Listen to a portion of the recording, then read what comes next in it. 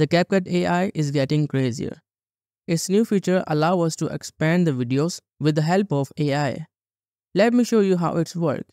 First, you have to import your video, go to Video Basics, and if you scroll down, you can see we have AI Expand. Enable it. You can also select your aspect ratio, go to Edit Expanded Area, and right now, the AI will expand the transparent area.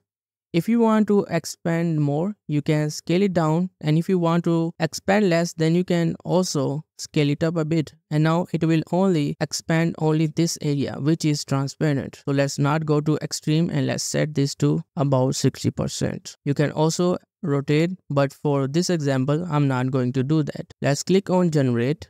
Here we have the result. As you can see guys, the results are pretty amazing. Even my hand is expanded as well. Now you can also crop this result if you want to. Let's confirm. It got everything right, but the video is now lagging. So right now this is the only problem that I face. So to check how good the AI is, I have this clip where I stand and leave the frame. Now let's expand this clip. So the video is now expanded and here we have the result.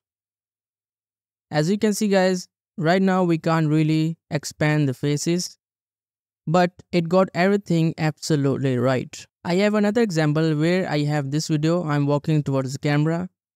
After the expand, here we have the result. We can also remove anything with the help of AI. If we expand anything, if we want to remove it, enable AI remove, select the brush tool.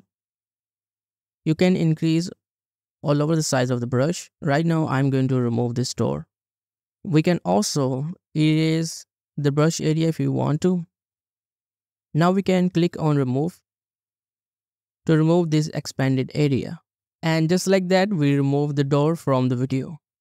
Thank you so much guys for watching, and if you want to see more videos, then subscribe to the channel and I will see you guys in the next one.